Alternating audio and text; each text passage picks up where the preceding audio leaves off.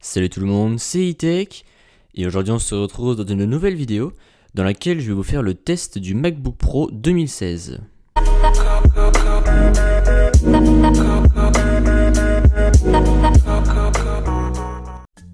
Commençons par les changements extérieurs. Premièrement, la pomme ne brille plus quand le Mac est allumé.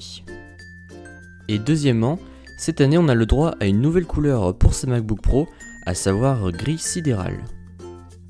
Sur les tranches de ce Mac, on peut noter la disparition des ports classiques pour laisser place à de l'USB type C. Lorsque l'on ouvre ce Mac, on peut noter deux changements principaux.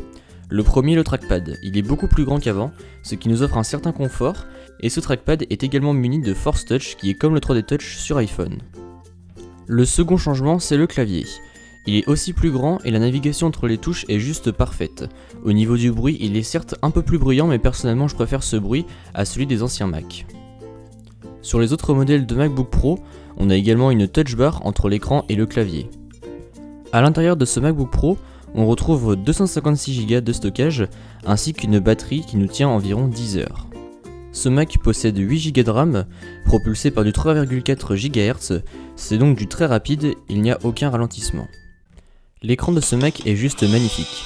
Je vous laisse admirer par vous-même avec cet extrait de 30 secondes qui mettra aussi en valeur les haut-parleurs.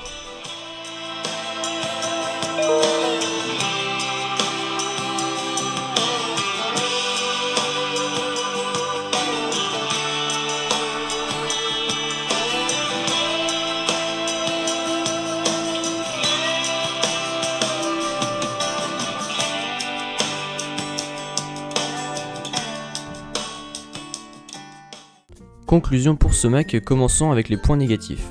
Donc certes il est puissant et il en a sous le capot, mais ne comptez pas faire tourner des jeux lourds car c'est une catastrophe.